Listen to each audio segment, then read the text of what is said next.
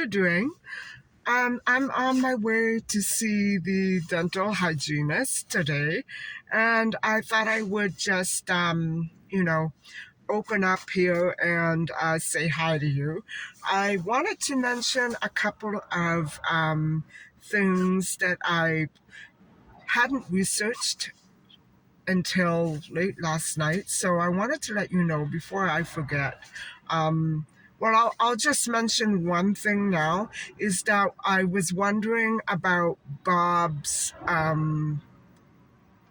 title, his position at work, and he wasn't involved with the police. Um, what he was a he worked with for telecom. And so it was the same company that Heather and Calvin worked for. And so Calvin was one of 20 or more men under Bob Jessop. And so because Bob Jessop today is, he has dementia, he has been developing dementia, he has no vivid recollection of, he knows who Calvin Hoover is, but he has no vivid, clear recollection of Calvin himself. He doesn't remember his face. And indeed, Calvin Hoover does have one of those forgettable faces, although his deeds were not quite as unforgettable. And I also want to mention, guys, today, I don't want to make myself sound as though I'm very cool or okay with what was done to Christine and a number of other young children and young ladies, and perhaps young men as well, or older men. I'm not sure how these things go. I just don't think, really, it is very constructive for me to dwell on these antics. I don't want to call them. I don't want to dwell on these crimes by focusing on the perpetrator. I want to be very sensitive to the family and loved ones that this man left behind. Obviously, the man, Calvin Hoover, was crying out for help, and he may indeed have been quite afraid of himself. I don't know what it takes for a human being to do that to a beautiful little girl or a beautiful child, regardless of gender. It's horrific. And indeed, during those years of the 80s and 90s, these things were becoming quite frequent and hideous. And I remember thinking to myself, life is just not the same anymore. I can't cope with the idea that this is going on. And I remember the years in which, Nicole and Christine were attacked. Um, it was a nightmare. I remember life was horrible. And in those days, I was breaking up with my first boyfriend. No, I had already broken up with him. It was right around that time. And so I remember going to the bus stop without him. For the most part, I drove, but sometimes, going to the bus stop without him was nightmarish. I remember getting assaulted and attacked. Nothing happened. I got away, but it became altogether too hideous for me to cope with on my own. I wasn't used to my city becoming like that. And so I'm going to close off. I need to step inside somewhere for a moment, and I'll get back to you. And so I guess what I'm trying to say here about Calvin Hoover and all humans like that, it's no use for us to react react in anger, or we can only we can't help but react in horror and disbelief, yes, and shock, yes, but perhaps anger and outrage and murderous thoughts of revenge against the perpetrator are precisely what keeps this perpetually continuing. These people have been abused in their early childhood, most likely. I would say, the formative years and the primary years are. I have to go. Did you see who just pulled up behind me? I have to go. And so we need to understand why these things are happening. I can honestly say that I think that some of the movies that were put out in the 80s especially, they went way too far. Movies, some of them were tastefully done, and I'm talking about movies that try to open up people's eyes to the issue of human trafficking and this kind of senseless crime. But people chose to censor it and block it out. And I think one of the most commendable agents of movie actresses who got involved in movies like this was Brooke Shields' mother.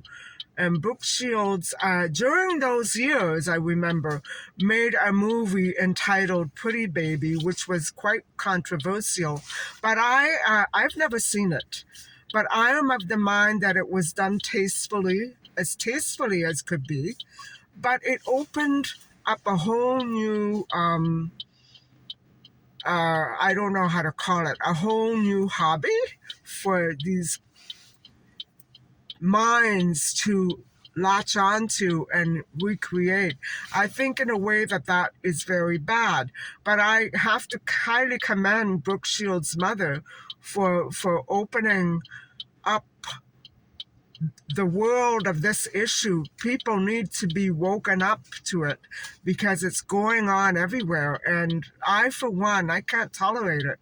I can't stand it. And what I loathe and detest even more than that are police stations who refuse to take reports of suspicious activity. That's what I detest 10 times more than human trafficking itself. And that's what keeps it perpetuating. You know what I mean? And so while some of these movies, I'm pretty sure, there's another one that came out around the same time as Pretty Baby, and that would have been Lipstick, with the two wonderful actresses, the Margot Hemingway and Mariel Hemingway sisters, both grandchildren of the author Hemingway. You know what I mean? And Margot is no longer with us out of her choice, but Marielle is still very much alive and kicking, and they did the same sort of movie. They also played sisters in the movie. It was, movies like that really open up people's eyes as to what is going on, but at the same time, unfortunately, they perpetuated this whole industry of a new crime. Paul Bernardo and his wife, Carla Homolka. What was that all about? These are horrible, sad cases of children who were abused. I'm not too sure about Carla, but Paul Bernardo was horrifically abused by his father, as his other family members were. And his dad needed help. And Paul Bernardo is now serving life because he wasn't able to get the help that he needed when he needed it. And he acted out all of these things. You know, it's unfortunate that he saw it as entertaining. And I blame it all on the horrific movie producers and movie directors who snatched these children, probably even with or without their parents' consent. I don't mean literal snatching, but putting them in front of cameras to perpetuate this horrific snuff industry that created all these monsters that were barely into adulthood themselves. And I really think that, it's too bad. It's too bad that it had to go like that, because I think it could have been more tastefully done and more carefully done. Instead, people just watched the highlights of the movie, didn't concern themselves with the message, and it created a monster era. So, as for Calvin Hoover, he probably kept all of his abuse inside, bottled up inside. He must have been horrifically abused as a child by someone. And like it or not, that is what perpetuates this culture of abuse, of child abuse. I don't think that he himself understood it. I don't understand it. You don't understand it. He must have realized his mistake in leaving that DNA at the scene. In those days, DNA, there was nothing to analyze it with. Science hadn't progressed to that point. Up until 1992, I think he was pretty much safe. But when the accused was acquitted and then later exonerated, he must have been terrified. Hoover must have been terrified that he would be found out. And I think it was too hard for him to live with himself. But you see, guys, it's Hoover worked for the man whose daughter he ended the life of. You know what I mean? It's so horrific to think about it. And that is why I question laws that enable children to work as early as 14 and 15 years old, for the simple fact that it's mostly on the way to and from work that they end up disappearing. Mind you, Tori Spelling disappeared walking home from school. So that's another situation that we can't allow to happen anymore. That's just one example. So what I'm saying is, from when I was a child to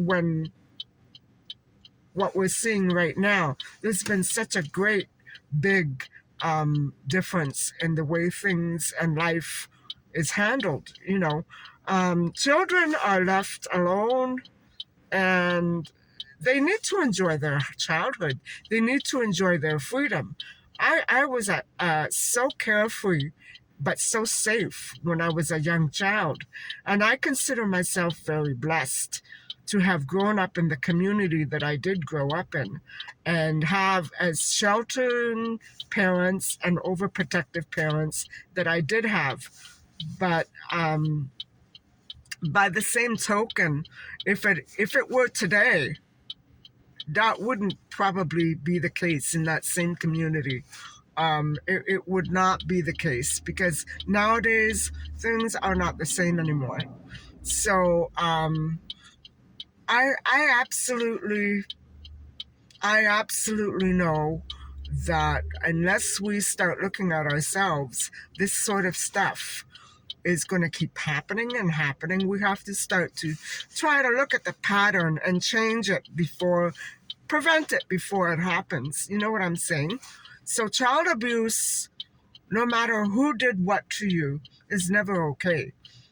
All right, spanking, that's one thing. It can be taken way too far, but I'm talking about the kind of abuse that children are not supposed to be ever exposed to. And as I said before, if you do want to look at the details of this crime, you need to research it yourself. I don't want to talk about it. I don't want to hurt the man's loved ones. Um, I don't want to think that they perpetuated it along with him in any way. I don't want to go there. Um, it's bad enough to deal with it on your own after you do something like that. I don't want to go to his loved ones and perpetuate that same guilty pattern. It's just not, it's not constructive. Anyway, I'm going to sign off and I'll catch up with you later. So, guys, one more thing before I forget, because this is important. And remember, I was saying that the police never questioned Calvin Hoover. They never requested any DNA samples from Calvin Hoover. I'm sure they did from the father and the brother of Christine and other people close to Christine, but not Calvin. And there's a reason for that. And so what I found out last night was that Calvin Hoover was an electrician. He installed cables at the police station.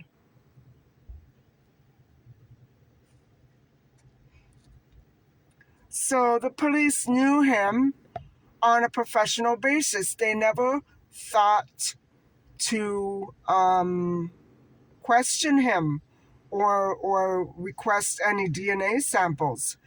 That was a close call because he left a DNA sample at the scene. Mind you, I don't know what the tactics were about DNA sampling and analysis, but that was close and that was careless of him. Not that I'm mad that he left it there, no, but what must he have been thinking? Did he want to get caught? The man was insane. Desperately needed help and didn't know how to get it, because think of the shame and the guilt that he would have brought upon himself and his family if he went to look for help. You see, that is why people cannot get rehabilitated, because their appeal for assistance will automatically, and he did appeal for help, it automatically will disqualify that person from living as a decent human being in any society. That's the problem. So if they first commit a crime and then they go for help, it can't work that way. It's very sad and it's very tragic on all sides. I'm saying the victim, for sure the victim, that poor child and what her family must have gone through. Can you imagine the pain, the physical pain and the emotional pain and the shock and the horror and the fear that that child went through? I can't imagine ever having to face someone like that in any stage of my life that I knew well and that was trying to attack me like that. Although sometimes I do feel like certain people close to me are attacking me, and I know it. But thank goodness not on that level. Anyway, I thought I would get that out there. It's important to know how police operate. Mind you, this was many years ago, but still, she was in that home. That should have drawn some sort of suspicion, but not even an interview. and they never checked his alibi. So, and to ignore the pleas of innocence from the man that they wrongfully convicted. What were the police thinking? Uh, don't answer that. I don't want to know. All right, I'll catch up with you guys later. Bye bye.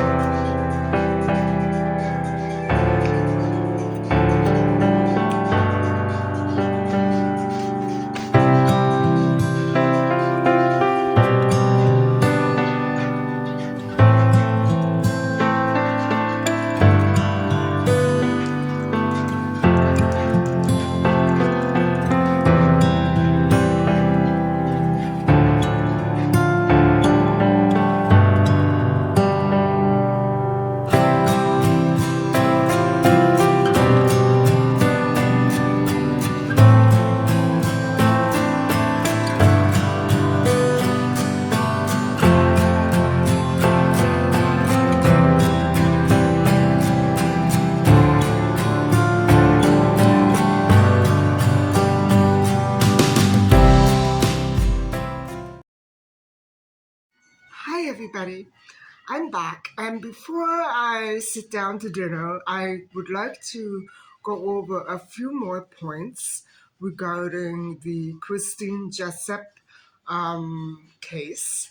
And like I was saying today in the car, when I found out that Calvin Hoover did maintenance work, he installed cables at the police station, could have knocked me over with a feather.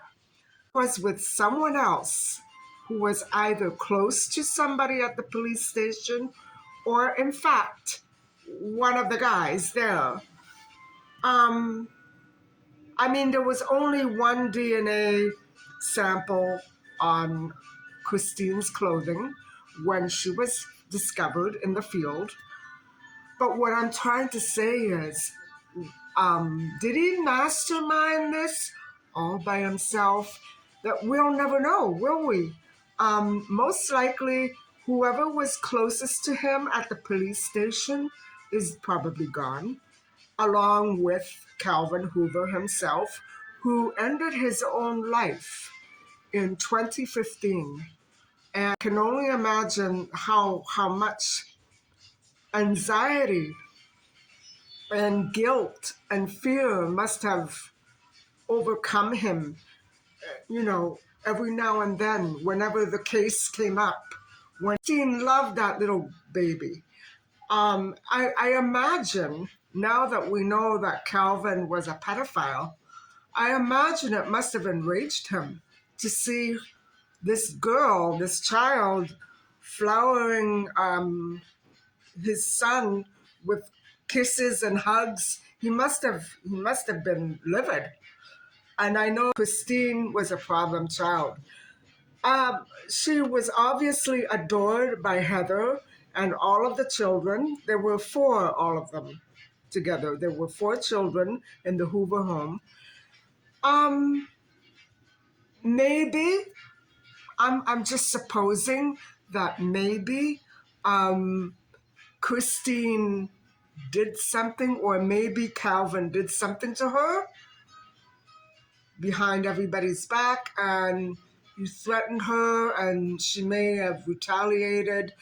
We don't know what happened. I'm just trying to think out loud here that it's too weird for me, guys, that the police just randomly decided to forget all about Hoover and have someone else attacked publicly, socially.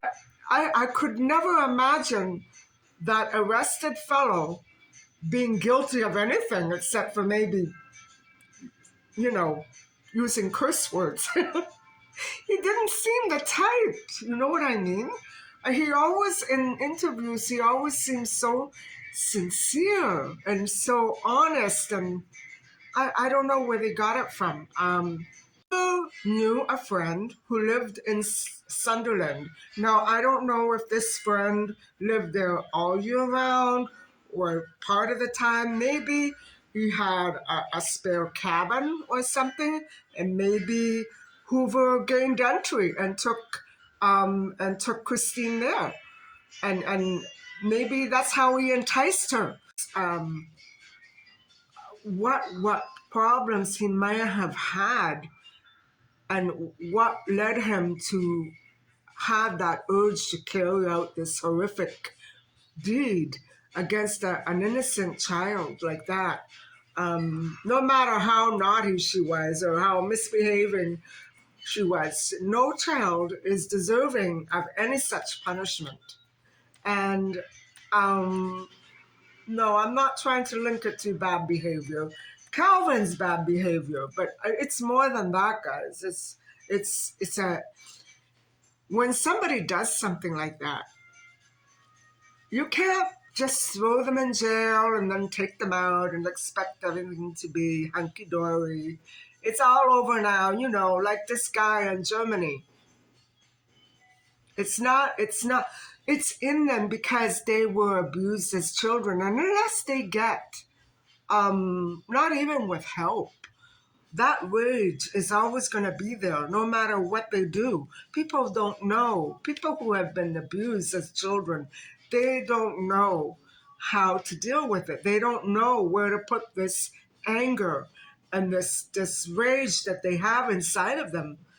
Television and theater, movie theaters, and things like that that really romanticize death. It glorifies death. It glorifies this kind of death, and it glorifies violence. It glorifies evil. And we have to be careful what we put out in front of our screens, not only just for children, but why do we want to absorb all of that poison? I I don't know how people can enjoy watching things like that. And it always brings something back to me, and I can't put my finger on exactly what it was. You know, um, it's almost as though um, it's almost as though I went through it, or I think what it was, guys, is that I imagined when I was small that something terrible would happen to me if I wasn't very, very careful or stuck close to home. I had been hearing, even before I was out of elementary school, I had been hearing a few things here and there. I didn't read the papers then. Um, but I remember being frightened a lot, and nothing ever happened to me. Not that I can recall. But I remember being frightened quite an awful lot. And there was one man who used to come by my dad's store. And I wasn't in school yet. I wasn't. That's how young I was. And I remember my parents bought the store when I must have been about 2.5. But my father had the theater. He managed the theater before I was born. I have pictures in the newspaper of myself sitting in the movie theater at 6 months old. In the past few days, they were very well thought out. Very, and I'm not saying that as a compliment. Um, I mean that the obsessed person thought about it constantly until they came out with a plan. Random. I don't think it's a mistake, guys. I'm trying to think of it, but no, my mind doesn't work like that. To me, it was a very deliberate and intentional omission to skip Hoover guy. He began to disappear. God knows what he was doing. He began to withdraw. He stopped talking. He stopped hanging around at home. I think he was hiding. He might have been hiding, or he might have had too many emotional problems to cope. Maybe he drank heavily, or maybe he was addicted to something. It would be really hard for me to believe that he was sober when he did this. I'm done with corruption. I'm done with corruption. What I'm saying is the personality of Calvin Hoover, it began to fall apart. He wasn't the way he used to be. He went missing. He withdrew into himself. He didn't talk. He didn't socialize. Um, you know, you figure he'd be happy enough not being interviewed by the police when they asked, if they ever asked him for an alibi, which they didn't. You figured he'd be happy. But no, he wasn't. What I don't understand is why he waited until Bob was in jail. Did he also plan to have Bob arrested? See, that's where my mind is going. He's the only person who knew that Christine would be on her own and that we, like the brother and the mother, would be at the jail visiting Bob Jessop. So Heather was the only person who knew that Christine was alone that day. A lot. He never came home anymore. He didn't spend time with the boys. It was all, guys, it was all downhill from then on. And he lived like that. He lived like that all those years. And can you imagine hiding DNA for the rest of your life? Just the emotional and mental anguish of being so scared that your DNA is going to get out there and it's going to be traced and linked to the one in the murder scene all those years ago. That's what he was going through repeatedly. And he was already not well. So it must have made him so much worse. And so, but what would have led him to bring her there on the 31st of December? Wow. And guys, what I told you before, what's creepy about this is that that face is so familiar to me. Not very familiar, but remotely familiar.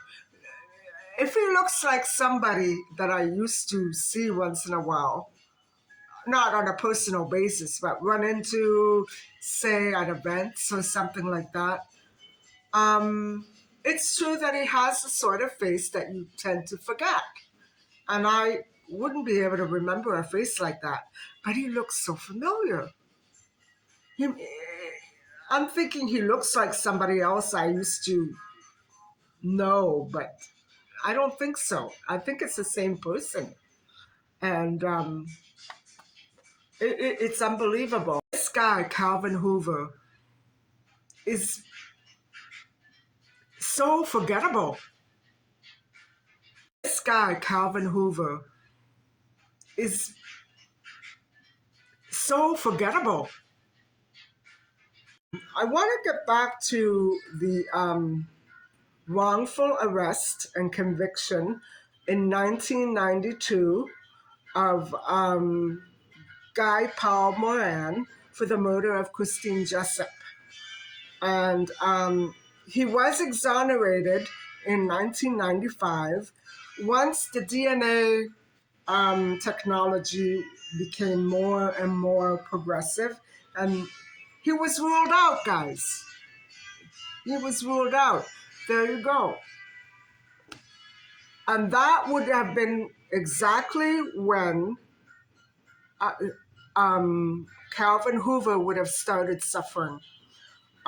This lawyer, Bruce McFarlane, he really had a lot to say about the Kaufman report, which is the public inquiry that began between 1995 and 1998. It was released, the whole issue was released in 1998, but it actually began with the exoneration in 1995. But so he actually spent 3 years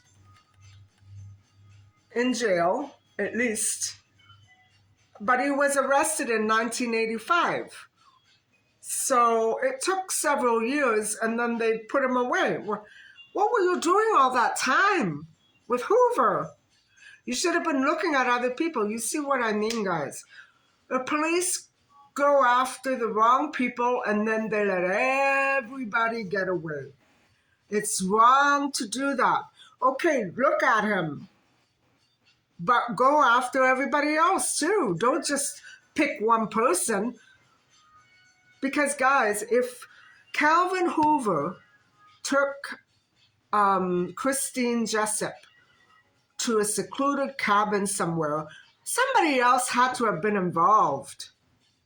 You see where I'm going with this? That's why I don't buy this BS that they made a mistake, they overlooked him. No, You didn't overlook him. He did work for you and you let him go scot-free. That's what happened. That's exactly what happened.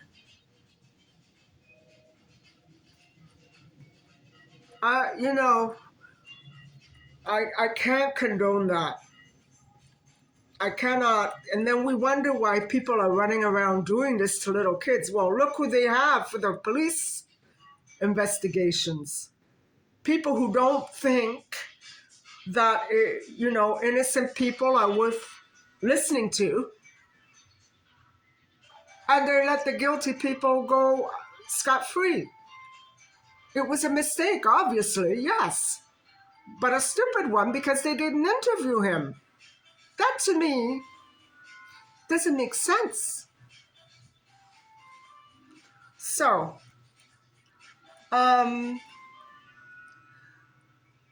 okay. After Hoover's autopsy, Hoover killed himself. Hoover ended his life in 2015 in Port Hope. And so at the scene, there was blood. At his own scene, there was blood. And so that blood DNA was measured with the DNA. I don't know why. Why now? You know what I mean? Why in 2015 when the man is dead? And why not before, damn it? So they finally decided to release the information and not suddenly discovered that the DNA matched the crime scene of Jessop from 1984. And so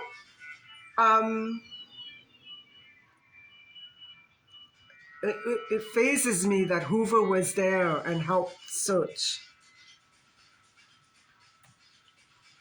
But his wife was interviewed by the York Regional Police. Oh boy, the York Regional Police.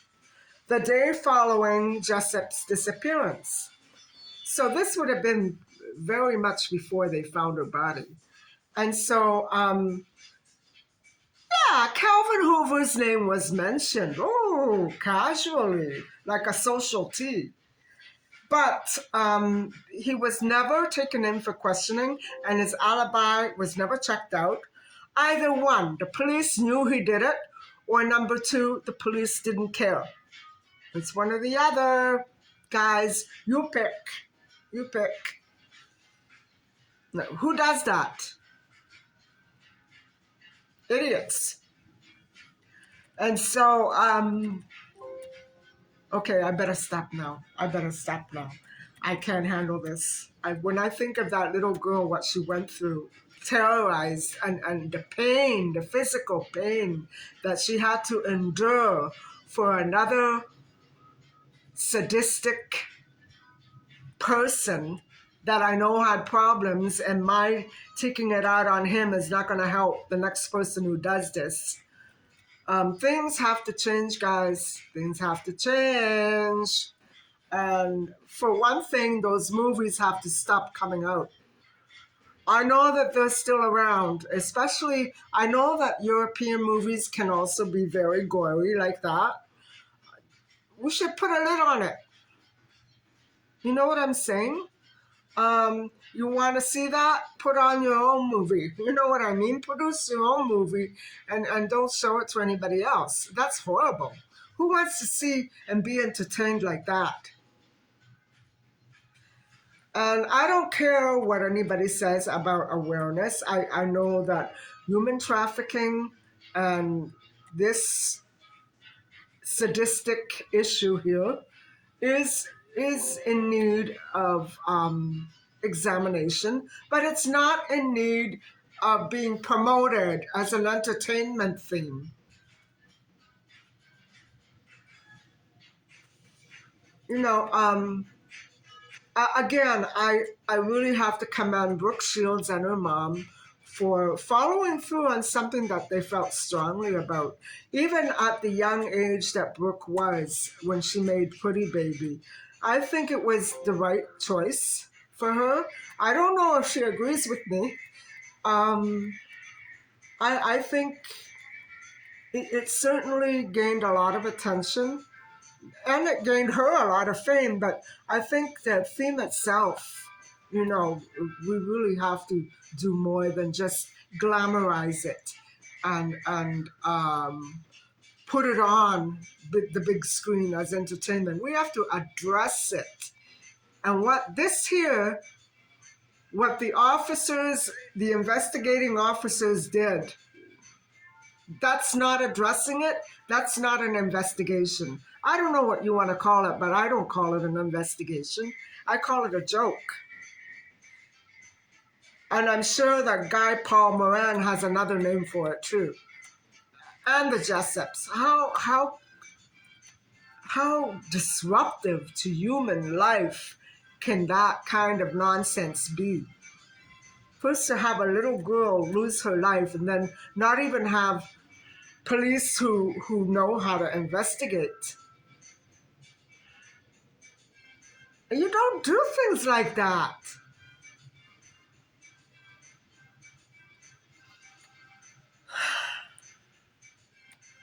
God knows what we don't know about all the other so-called cold cases in the city and in the area. God knows what we don't know, and they know. God knows. And I don't want to know. I don't want to go there. But this is the prime example of what I was saying about Julia Wendell trying to get help from the police when her mother wouldn't let her have her birth certificate. They all helped the mother. They didn't help Julia.